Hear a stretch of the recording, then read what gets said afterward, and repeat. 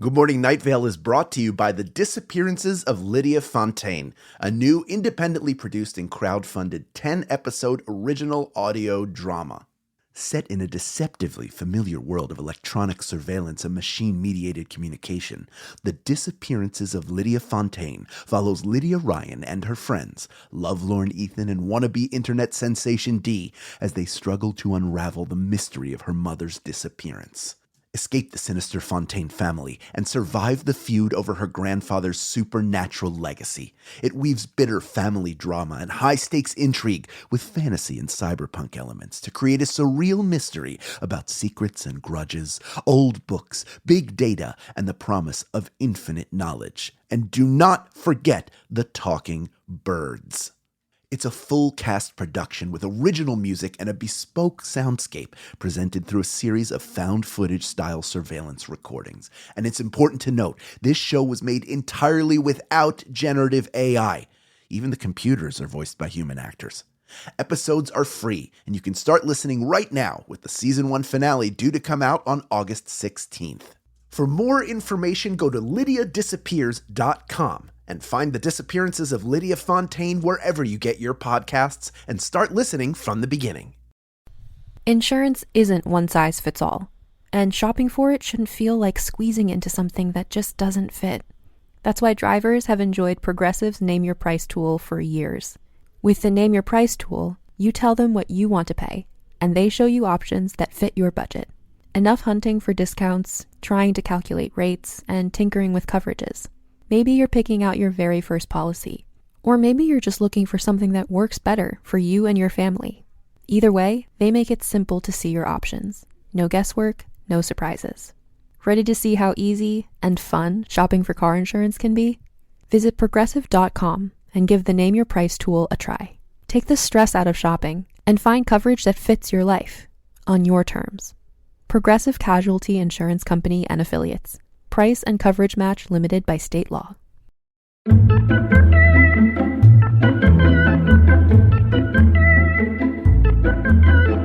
Those who remember history are also doomed to repeat it. Good morning, Night Vale.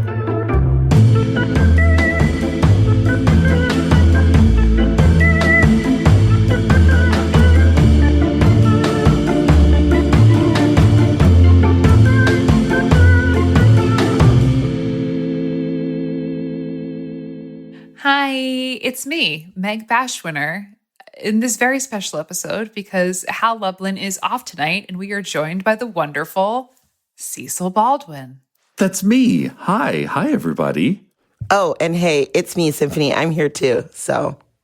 And we're here as cast members of Welcome to Night Vale to talk about this amazing podcast because we love it and we love each other and we love you. Today is Tuesday, November 9th, the year of our spaghetti monster, 2021. And it is currently 9:09 p.m. It's a niner. So, yeah, when you hear us, my friends, it will be not this date. So if something we say, we don't bring up something that happened, it's because we're in the past. And we're here to talk about episode 98. All right, this is an easy episode description. It is Execution Day. Ooh. Let's talk about it. Ominous. And oh boy, is it. Wow. You guys, this episode was wild and made me sad. Yeah, it's sad. It's definitely like an issues episode where it's like, yeah, we're talking about the death penalty and we are using this five-headed dragon as our opportunity to talk about it. And we've sort of come to the end of this really long plot that we've been, like the trial of Hiram McDaniels and all of the back and forth and Hadassah and all this stuff sort of comes to the end here. And we're like, it is such a, high stakes culmination. And also we find out, I just heard a loud noise from my house. It's probably fine. It's probably just Joseph Fink. It's a ghost. Joseph Fink. So it's very high stakes. And we're like coming to the end of this major plot point here. And we're sort of back and forth throughout the whole episode about what's going to happen here. Because we have the executioner, which is really funny, this whole executioner bit, and Dale, and but we also, Hiram also has all these plans to escape, and we've been hearing about them. So it's like you don't know if these two things are going to intersect, and then they do. And also, Old Woman Josie, they set you up the whole episode. It's like, Absolutely. oh, yeah, Hiram McDaniel. There's lots of stuff happening down at the courthouse. But then, like, Cecil is talking about Old Woman Josie, like, really personally, kind of like setting it up. You're like, oh, no, she might not be long for this world.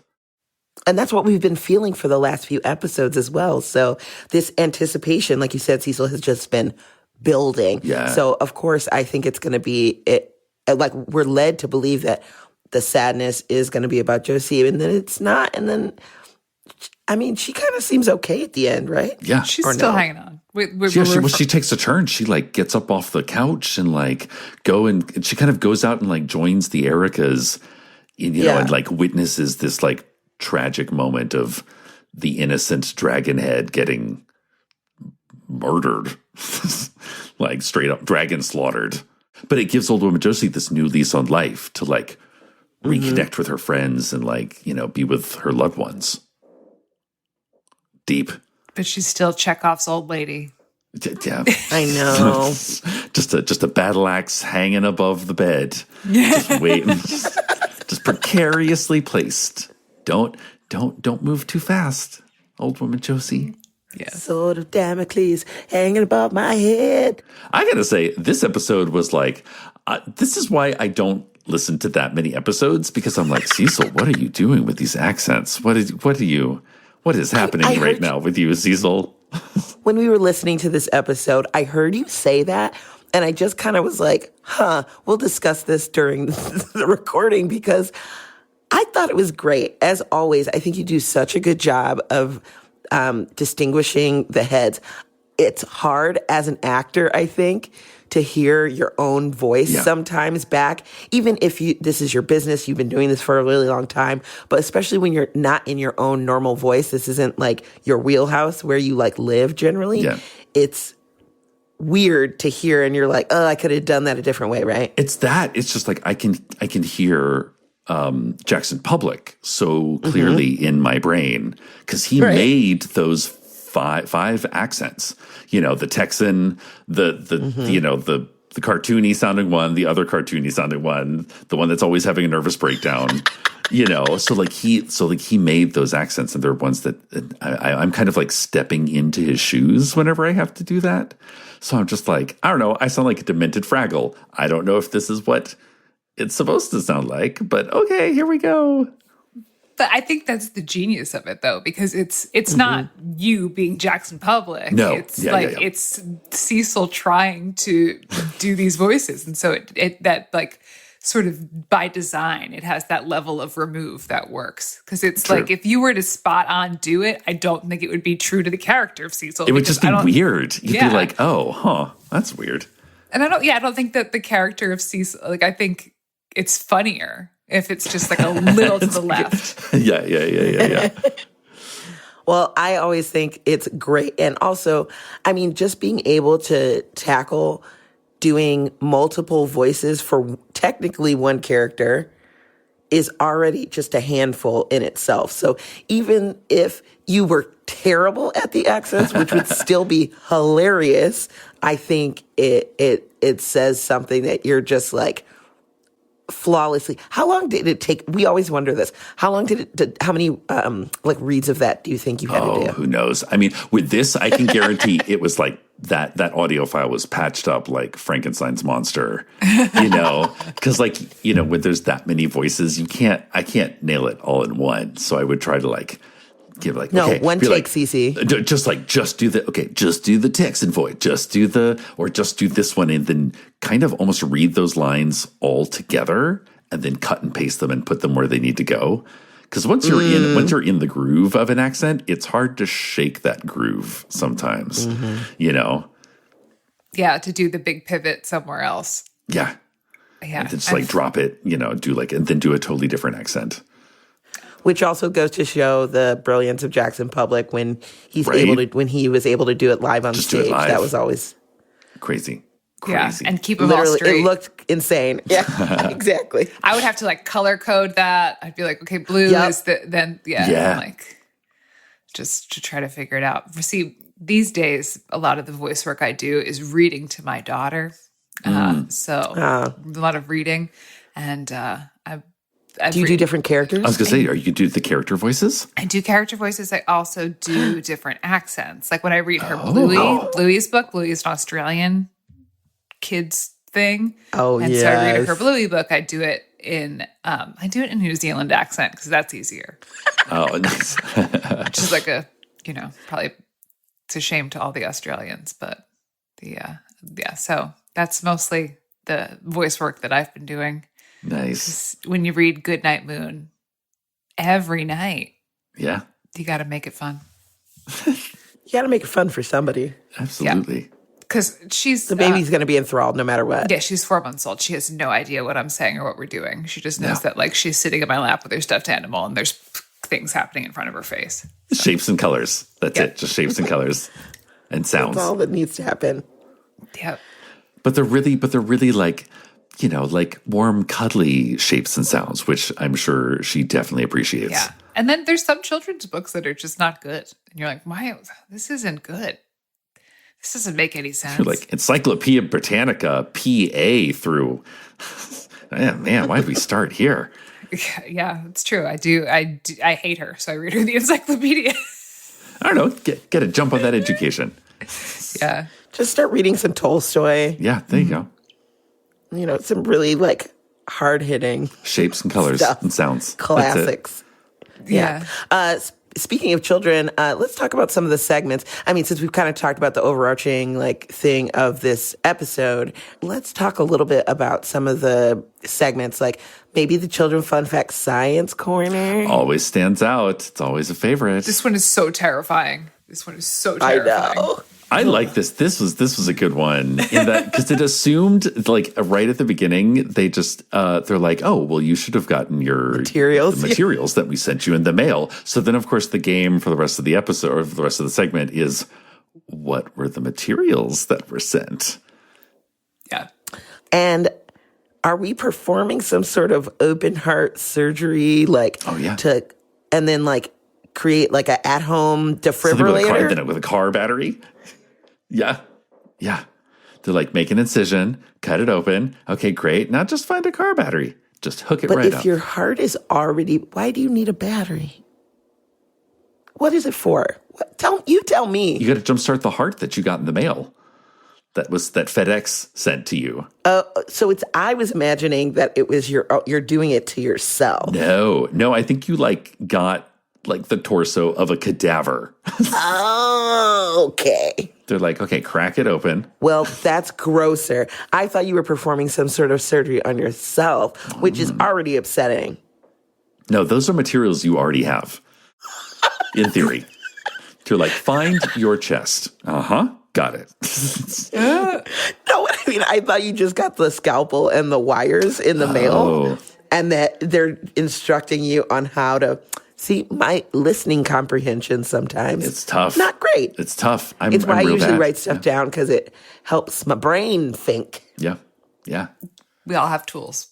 Cece, do you ever get real grossed out or freaked out or kind of squidged out by any of the stuff that comes across your desk? Not, I don't get grossed out something like that because, it's all so theoretical and, I'm reading a piece of paper or I'm actually reading off of my computer. I'm not having to do this stuff. But I will say, sometimes when the episodes get really metaphysical creepy, I have creeped myself out, where there's there's somebody's calling from a crevasse somewhere and it keeps saying your name. I like a very Night Vale scenario, especially Cecil's plot line with his father and his all family stuff and the mirrors and all that shit comes up. I have freaked myself out a couple times where I'm just the apartment gets really quiet when I'm not talking and you're like, Hello? Hello? It's easy to freak yourself out. That's like the beginning of a horror movie. We've been talking about that. Listeners, for those of you who don't know, I'm actually at Cecil's house right now. And today we were driving along some kind of rural roads. Oh, no, like, no, absolutely rural. Like the most rural roads. I was trying to be gentle about it, but there were rural roads. And there were some, like, broken down ramshackly type, used to be old structures that are now broken down. And they're creepy looking. And we kept sort of daring each other to go in and be like, hey, do you want to pretend like you're in a horror movie? Just be like, hello? Hi. Knock, knock, knock. Can I use your phone? Is anyone here? Hello? Is this the way to creepy old cabin road? Is this how we get up there? And as a rule, as a Black person, I'm not the one who's going to be doing that because I'm inevitably the one who's going to be killed first. But also, I may be the final girl. We don't know. You might be the final girl, or it might be just everybody dies. Those are my favorites. Y'all live or you all die. Like that's, no hierarchies. Just that's how it works. Yeah, I like a horror story where no one is saved. Yeah, like the all are punished. Sort of just that's it. Like we've unshackled society here. You're all fucked. Is how this goes. Yeah, it's kind of frees you a little bit because it's like if some people survive, it makes you feel bad. You're like, oh, that they have to go on without X, Y, and Z. But if they're all gone, it's like, well, yeah. You're like, whoa, that was messed up. Yeah, like at least that's pretty clean though. Clean break. You can walk away feeling okay about that. I don't know. I'm a survivor. I believe it until I get that knife in the chest. I'm gonna believe it. I'm like, I'm a survivor. I'm gonna last through this. Whatever. Speaking of surviving things, what's with the water thing? They're like, yeah, the water, you can totally drink it. Water. Yum, yum, yum. Put it on your body? Yeah, never trust. Never, ever trust. You say as you drink a bottle of water, Symphony. Yeah, that's one of those good bits about, is it the city council or is it just spokespeople for the water? I think it's spokespeople for the... One of spokespeople for the water. Yeah, so it's like just never trust because it's always... They're always saying something that's contrary to the actual truth, which is fun. And possibly, and more than likely, endangering the lives of many people. Sure. Yeah. But, we go on. But that's the thing I was trying to figure out. I'm like, it's the whole water supply? Or just like... Sure. They were just like water. I mean, it is the desert, so you got to imagine there's like a central water supply system, right? Oh, yeah, and it's probably limited. Yeah. Real easy to poison that water in Night Vale. Yeah. Yikes. There's always the kind of recurring, not necessarily so much as the theme as a sort of sore spot of whenever they talk about water in Night Vale.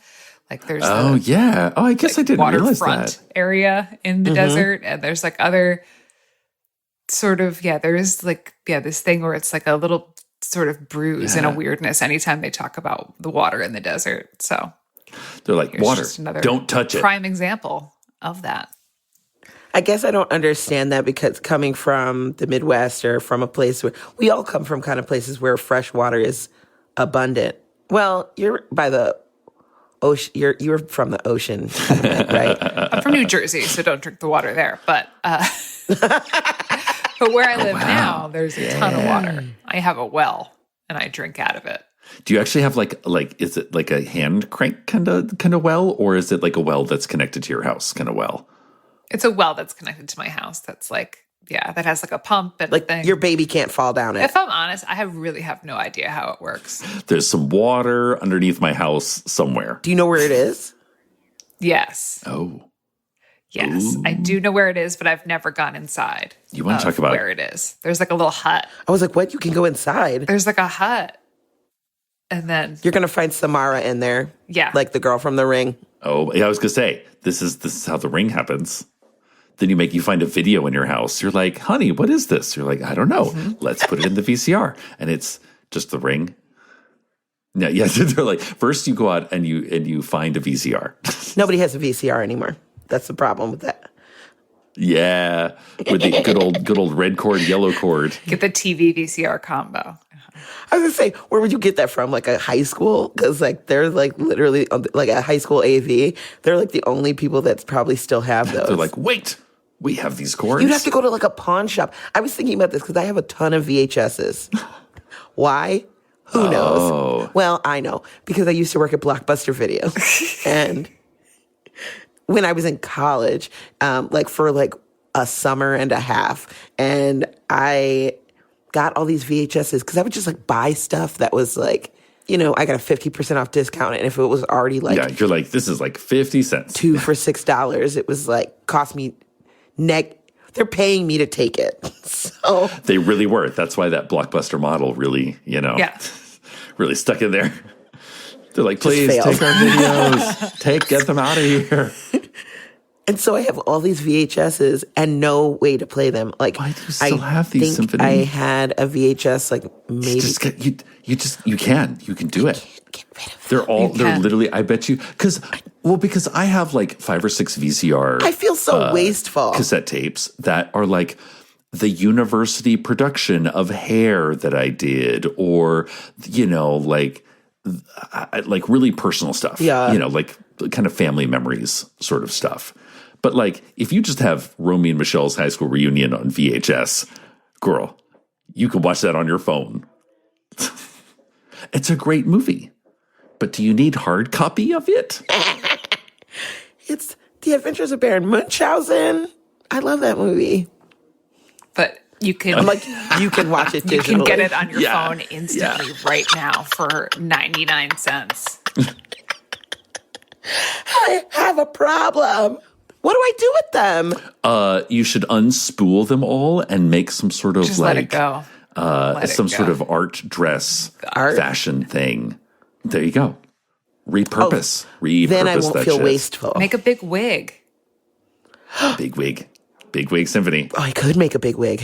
It would actually be like really, oh my God, here's a drag queen look, would be to like make a wig out of video cassette and then do a like cute Blockbuster uniform with like the khaki pants and like the blue shirt. But you've got like VHS wig. That's a terrible idea, Cecil. Don't do that. It's a free look. And the blue and yellow shirt. No, I like it. I think it's a great idea. I mean, it's a free idea out there to all people who are drag queening, or just like that's what you want to be for Halloween, or just life. Yeah, or if you're in the dumpster behind Symphony's apartment and she finally gets rid of her 35 VHS tapes. There's a lot of them. It's probably more than that. I have a problem. I also have a bunch of DVDs. I don't know if I can play DVDs on anything. Oh, maybe on my PlayStation. Yeah. There's too much stuff on the internet now. I don't need to do that. And like, what is it that we're really watching anyway? I feel like I used to watch things, like I used to watch it when I was growing up. I would like watch the same DVD over and over again, or watch the same VHS over and over again. And now I don't watch things more than once. Because it's just always there. That's true. That's untrue, Meg. You've watched Jackass, the movie, a bunch of times. But that's part of my therapy. It's like a therapeutic usage of it. But yeah, I can't wait for that new movie to come out. Wait, there's a new one? Yeah, Jackass 4. I think that's how it's supposed to come out. Too old to be doing that. Yeah, well, that's sort of part of it. There's some new blood. Yes. Oh, okay. But yeah, it was supposed to come out, but they pushed the release of it. So it's like, well, COVID just continues to take. But yeah, I'm hoping I can go to like the 10 a.m. parents showing of Jackass 4 and bring my baby. They're like, you brought your baby to Jackass? You better take a picture with that baby on the poster, being like, Jackass 4. Tweet at Johnny Knoxville. Steve-O. Yeah. It's her birthday. Be like, this is your baby, Johnny Knoxville. Yeah. That'll get him to respond. Uh-huh. Yep. Please, fans, please friends, do not tweet at people duplicitous that and you wrong have their baby, because to claim that your baby crazy is and weird. Celebrities just because you like that celebrity. Definitely Don't do that. That's bad. Don't do it. No matter. But Johnny I'm Knoxville only doing it is your baby. because it's true. All right. So this baby that I have here, right here, that's yours, Steve-O. Yeah. Oh my God. Not watching things multiple times. I guess because there's so many things we can watch now. Oh, God. I don't have to like just watch the Royal Tenenbaums on repeat. You know. Oh, yeah. Yeah, that's a good Ferris one. Bueller's Day Off. I've seen that movie like a million times. I've seen Labyrinth a million times. Dazed and Confused. Dazed and Confused. I could quote that movie like it's weird. And I'm sure there's other ones that I've seen. Oh, Half Baked. Honestly, Lord of the Rings. Lord of the Rings. Like, it was on TNT like every Thursday night. Yeah, it's like constantly, on like repeat or like marathon. Well, for me, I like the Lord of the Rings, because it's I know every beat of it. So if I'm in the like action-y mood, then I can like kind of clue in on the action parts, and then I'll just sort of like when the romancy stuff, I'll just like, yeah, look, I'm making some cereal or doing something over here. It's like you just know it so well. I love stuff that you can just walk away from. Unlike you cannot walk away from this episode because like things like Hadassah being put in that freedom cage. Wait, no, freedom of speech cage. She's real pissed. Yeah.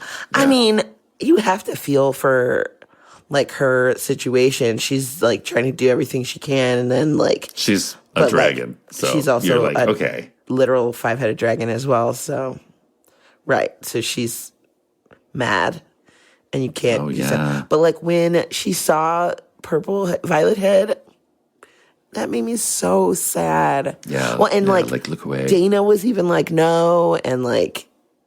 And can I tell you, Cecil? I didn't no spoilers earlier, but like your acting, like at the end, like after we came back from the weather, I put on my sad voice. You I acted the shit out of that last monologue. I'm so sad. Sad voice. Yes. But you felt we could feel it. Yeah. Sad boy. You brought it right home to us. It was an easy, Yeah. I mean, it was really easy to like get into that scene. It was real. Because it's all kind of secondhand. It's all told secondhand. It's not like Cecil is there reporting what's going on. He's like, oh my God, somebody's been shot. It's like, okay, these were the things that have happened in the last 10 minutes since the weather. So I don't know. It was more like delivering it was like reporting something really tragic after the fact, like having to oh, your son has died in combat kind of thing, which is like easy to get sad about, acting. I also felt like there was a little bit of like, it was just like, I can't believe we're here. Yeah. I can't believe this has happened type of thing. It really like Cecil was like despondent at the end. Like, I don't even think you got a classic good night, Night Vale, good night. Because he was like, I don't care. Fuck. Can I say fuck on this show? Mm-mm. Okay. I just, fuck. Like, please. Night Vale. Like, just like end. The Fuck show is no. over. Like, almost like a unplug. Well, because it felt like actually there was like a sound of like, almost like Cecil walking out of the room, or like basically like a mic drop type thing. Like just like, I'm done with this right now. Yeah. Usually in Night Vale, there's fucked up things that are happening, but the fucked up things feel normal. So it's like the people the inhabitants of the city are not ever really all too taken aback by the fucked up things that are happening. And then this is something that's like fucked up that happens that everyone's like, oh, that was messed up. This is not, yeah. It was like someone who is quote acquitted or like found innocent and then like wrongfully murdered in front of everybody. Like that's pretty brutal even for Night Vale. Because in Night Vale it's like in Night Vale it's like a lot of people die and it's kind of it's funny. Normalized. It's normal, funny, right? Like or weird and unusual. But when like you watch one person like get gunned down like as they're escaping, you're like, that's like legit. It's like a different kind of horrific, It just like touches different buttons in your brain. Absolutely. Plus we were all so like the music, the way it was building, the way you were reporting stuff, it was very much like we were like, oh, he's flying away, he's escaped, even though we were like, oh, he escaped, oh no. Yeah. But also, you know, the triumphantness of, and everybody was like feeling it, like, and like him flying, and then it just like ended. And you could even hear it, like the music like wound down. Yeah. It like stopped, the underscoring, like Disparition's music. And it just like, then sometimes when you really want to send focus to something, that silence can really make it more impactful. And instead of having like the backing music like we normally do, where it's just like elated and excited to being really depressed empty. And somber. It sounds very empty, you know, when there's no underscore. Yeah, it hits hard, this staggering commentary on the death penalty. Joseph, that's how Joseph feels about the death penalty, is that he's against it. That's what he said. He's like, what episode are you doing? We're talking to him tonight. He's like, what episode are you doing on this one? He's like, oh yeah, I'm against the death penalty. He's like, you can tell everybody. So, yeah. You can tell everybody. He also said, fun fact, is that when they were creating the character of Hadassah, he had like always hoped that one day Tatiana Maslany would play Hadassah. That's the actress who played the TV show Orphan Black. Do you remember that? Oh my gosh. All the different characters that she played. She was just oh like my gosh, that would be so good. That Hadassah is played by Tatiana Maslany. In our mind canons, she is her. They can be. Yep. Up next, we hear from fans and friends of the podcast, but first, a conversation about this episode's weather, which was Icarus by Sims. Friends, I really love this song. I thought it was fun. And as we were sitting here listening to it, I was like, I know this person's voice. And I was trying to like be patient and not like look it up. And I was like, this sounds like a Doomtree person.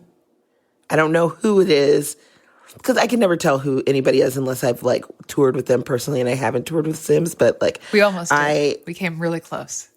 Oh, well, maybe one day. But I really actually enjoyed this song very much. As you know, I love the hippie hoppies and the rap musics. So I very much enjoyed this. It had a great beat, and I enjoyed his lyricism. Oh, yeah. Classic Doomtree, like super smart lyrics, always. Mm-hmm. Yep. Smart, clean, neat, fun. Really, yeah, I really like this. Really like the song. Really like Sims. Really like the music that is of this style. So this is off of Sims's 2016 album More Than Ever, which debuted November 11th of 2016, which is this episode came out November 15th of 2016, I think. So this was like a kind of part of the premiere of that. And then this is Sims's statement about the album, which I found it today and I thought it was cool. So I think I'll read it. So this is about the album More Than Ever. Life and loss and dance parties, sex and love and fractal math. Sims wrote More Than Ever last winter in the wake of some personally trying times, death and sickness in his immediate circle of friends and family. And he decided that the only acceptable answer to big loss is big joy, urgent, defiant, unapologetic joy. Wow. Mm-hmm. But that's a good statement of purpose for an album. I just like the having an answer to big loss is big joy, urgent, defiant, unapologetic joy. And you know what? I love that. In the face of a lot of pain and loss, I feel like that is also my approach and has been my approach during some of the most trying times of my life. So I totally can echo that. And also, I wanted to mention, because this song is called Icarus, and of course, most of us know about the mythology where Icarus and they flew too close to the sun because they had wings that were attached with wax, and then it made the feathers come off, and then they fell, and then Icarus fell from the sky. But it was a lot of times our weather doesn't play into the story, but this one was very apropos, and I really enjoyed that too. And it made me almost see Hiram. Yeah. You know what I mean? I thought that was really cool. Yeah, the fact that the episode was called Flight. Yeah. The song is about Icarus, and there was a lot of lyrics of like falling. It was pretty. I know. I'm sure that like they don't match it up, the music to the theme. But you have to wonder every once in a while. You're like, okay, come on, this is just too good here. It's just like total by chance. I think this is random because I think that this was, just to put a song from Sims' new album on the show. Oh, yeah. I don't know if it was like which one. And then like, I don't know if there was any curation in that department, but there probably wasn't. Wow. And it's just like this beautiful, happy coincidence, which I think happens sometimes with making collaborative art. And that's, what we're doing here with what, with this podcast, is that you have the writers kick it to Cecil, and then that gets kicked to John, and then that gets, and then the weather gets folded into that. So it is this sort of coming together. And it's one of the magics of collaboration is that pieces fit together. Mm-hmm. Yeah. I think that's good collaboration. So allows our brains to draw connections, which is our collaboration. Don't forget the listener is just as much a collaborator, as all the others. Mm-hmm. Otherwise, we'd be collaborating on our own in our apartments. Yeah, just collaborating all night long. Are you collaborating in there? Not currently. No. Speaking of collaboration. Ooh. But we could collaborate on something delicious right now. Something, I don't know, hot. Something cheesy. Cheesy? And full of our fans. We're talking about the FanZone Calzone. FanZone. Pew, pew, pew, pew. Stay right there. Good Morning Night Vale will return after a brief break.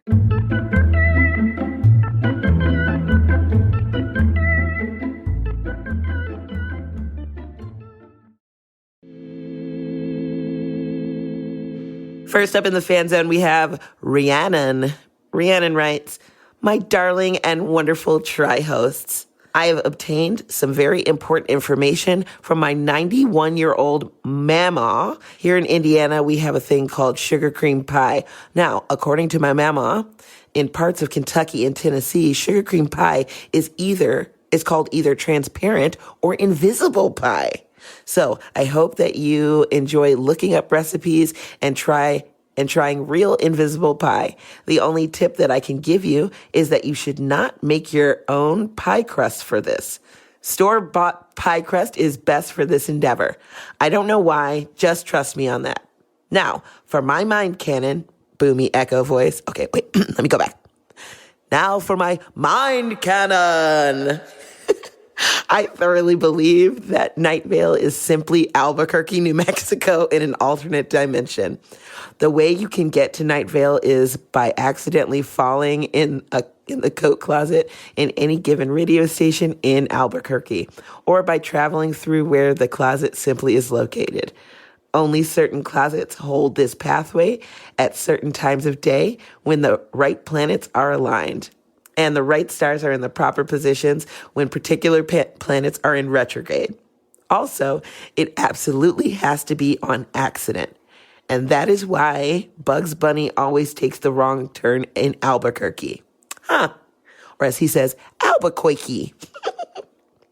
I hope you enjoyed this theory and that it brightens your days. Happy birthday, whether it is belated or early, or happy whatever holiday it is or is coming up when you read this. In light and especially darkness, Rhiannon Hart. Wow, Rhiannon, thank you so much. First of all, yes, your mind cannon brought me so much joy. I love Albuquerque.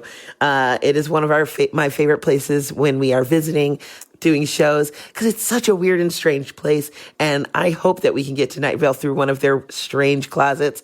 I'm more curious about this invisible pie. Sugar cream pie. You know I'm going to be looking this up. Of course you would be. Later.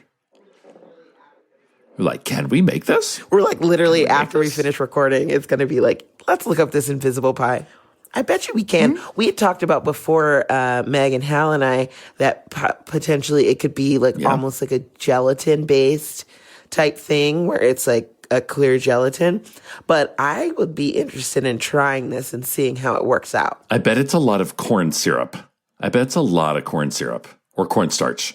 Googling it right now. Indiana sugar cream pie. Okay, Whoa. Hang on. Oh, it looks good. Oh. It's Indiana state pie. This rich nutmeg-dusted custard pie also goes by the name Hoosier pie. Who's your pie? Who's your pie? Oh, desperation pie. Deep dive. Anyway, I will. I'll put my findings on the Patreon, and maybe I'll make it for Thanksgiving. Who knows? Yeah, make that invisible pie. That's why I put this one in the Calzone this week, because this is technically our Thanksgiving episode. So, ooh, sometimes you got to talk about pie. Oh, maybe we should make a Night Vale Thanksgiving. That'd be horrifying. Let's see here. Logan writes, "Hi, Meg, Symphony, and Hal. I'm a latecomer to Night Vale, September or October of 2019. Later still to Good Morning Night Vale after getting current on WTNV during my 3+ mile walk to and from my current job at the gym. It has been an utter delight, though sometimes unsettling with some of the creepier sound design whilst walking poorly lit rural roads on the way home, and mildly injurious at the gym when I bust out laughing at inopportune moments. I've been doing my second listen of WTNV, alternating with the episodes of GMNV, and when it came to cassette, I was reminded of the impression that I got when young Cecil starts making the choking noises, that he has been possessed by the spirit of the position to make him Leonard's proper replacement, moving from host to host, ba-ba-ba, through the mirror, and in effect killing the Cecil that was in the process of remaking him. I think this might be borne out in a story about Huntokar, where she speaks at length about Cecil. And while my recollection is vague at this moment, I remember a strong impression of him being a vessel of her will, if not an avatar or prophet, necessarily. It's like at least her anointed champion in a way. Perhaps the strangeling moment in cassettes is her emerging from the mirror. What better channel for one who shattered reality to possess and reshape him? Secondly, and much more briefly, since the subject of the re-education method keeps cropping up on my GMNV, my initial belief was that it involved drugs and or occult powers. But the recurring theme of everyone here is bad at their jobs has swayed me somewhat more towards Hal's theory of it just being a good drubbing to the head with pipes. The powers that can be, no doubt, have access to far more advanced methods, but likely can't be bothered when good old-fashioned repeated head trauma can do so much to mess with one's noodle.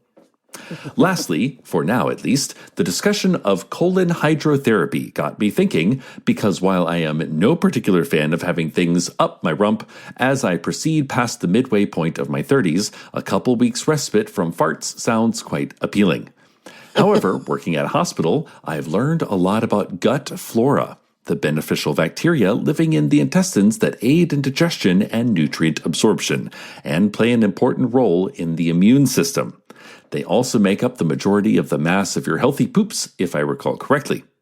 After a little research, my fears were confirmed and a few more. Hydrotherapy can significantly disrupt or even wipe out your gut flora, and in some cases even cause injury when administered by unqualified operators. This is particularly troubling if you end up hospitalized, since a common hospital-acquired infection is Clostridium difficile. I'll let Dr. Google fill in the details.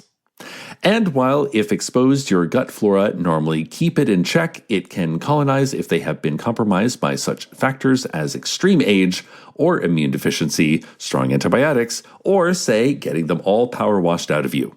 I'm not judging or saying never do it, but if you're planning another go of it, definitely vet the providers to make sure they are safe. Practice extra hand hygiene while the friendly bacteria repopulate, and stay the hell away from risk environments, which, now that I think about it, I guess means don't do it while you're on tour. Stress, travel, hotels, crowds, trust me, you do not want C. Oh, C. diff. Yeah, you don't want Clostridium difficile. especially not on the road. Feel free to edit for length and clarity. Keep it weird, but safe. J. Logan Clark, not the Logan previously quoted in 2 separate episodes. Smiley face with a P tongue sticking out. Wow. We went on a journey there, you guys. It's been 0 days. It's been 0 days. That was quite the journey. I was like, cool, Night Vale, yeah, cassette. Oh, wait, what am I talking about? Poop. Hydrotherapy. We're talking about poop? I thought it was important to include this one because the 3 of us are reunited. Yeah. Yes. We're the only ones who've experienced it. Yeah. We're the OG. I mean, so, to reply, I've been thinking about going back, actually. I mean, it's been what, like multiple years, many years. We were talking about it when I got here. But I think it was also one of those experiences where the woman who administered it, she was so amazing, and the house and the sterile environment was so everything felt proper and safe, and I felt well taken care of, and also spiritually taken care of. You know, totally was a part of it that I almost don't want to ruin it by going to a place where there's here, put this up your butt. Right. All right, squat in the corner over there. Something horrible like that. You're oh, this was such a lovely moment a few years back. And now I'm trying to recreate that, and it's terrible. But also, I've been eating a lot of barbecue. And listen, we might need a little clean out, a little hose down. It really was a special moment in time. And I think maybe that's why we talk about it so much on this program, is because it was a unique experience, maybe once or twice or 3 times in a lifetime experience. And we really were very well taken care of by Lori. Right. She was great. It just goes to show you, it really does come down to environment and, where you're at personally, Yeah. So I appreciate everyone. And no one wants to get C. diff. No one wants to get that. And yes, Cecil, very much the same. If it weren't for Lori, I don't know if we would have had such a positive experience.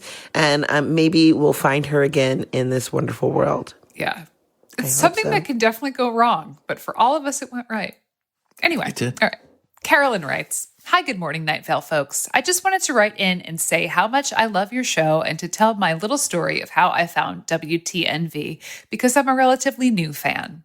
There's an amazing novel by Alice Oseman called Radio Silence, and one of the characters listens to WTNV, and the author recommends the podcast at the end of the book. I read this book last November in my senior year of high school in Germany. I had a listening comprehension test in English coming up, so my teacher told us to go find something we like to listen to so we can practice for the test, and I decided to check out Night Vale and fell in love instantly.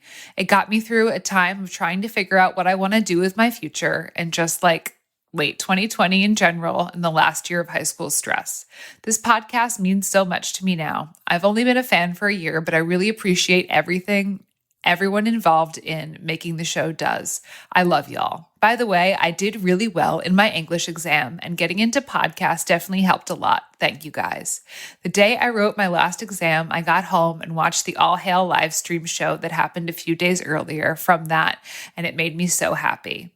There are so many reasons I love this show, and I can't list them all, but I just want to say that the last episode you talked about, All Right, is one of my favorites, and it's definitely my comfort episode. I love how it breaks the fourth wall in the end. Night Vale has been like a place for me to go when real life was stressful and has brought me a lot of happiness. I also love Good Morning Night Vale, and I hope that whoever reads this feels appreciated. This was longer than I wanted to write, but I hope you all know how much this show means to me. Sincerely, Carolyn. P.S. I talked about this podcast a lot with my friends because I love it so much, and 2 of my friends started listening to it too. Thank you so much, Carolyn. That's really sweet of you. And your English is awesome. It's way better than my German. Absolutely. Which is Milch and Danke, bitte schön. Danke, bitte. Zwei Bier, bitte. Yeah, sei Bier. Ein Radler. Yeah. Yeah. We love our German fans.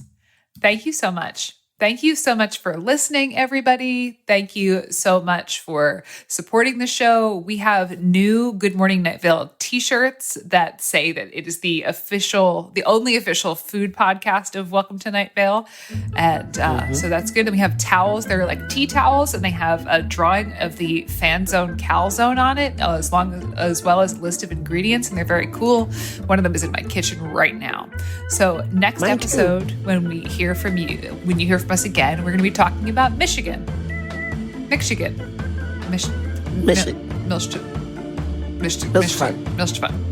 Anyway, until then, good morning, Night Vale. Good morning.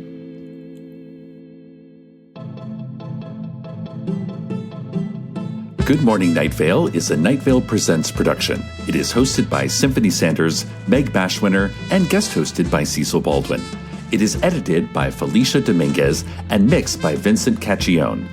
It is produced by Meg Bashwiner. Theme music by Disparition. Special thanks to our fans who submitted their thoughts this week. Leave us a voicemail at 929-277-2050 or email us at info@goodmorningnightVale.com to share your theories and ask questions, or to tell us your feelings about turkey meatloaf. This show is powered by our Patreons like Kate Mix, Vivica Carriage, Eleanor Bagus, Nathaniel Grubbs, and Ashley Stern. If you are interested in supporting this show in exchange for lots of fun, exclusive, inside, hyper cool kid content, check us out at patreon.com/goodmorningnightVale. For more info on this show, go to goodmorningnightVale.com and follow us on Facebook and on Twitter @NightValeChat.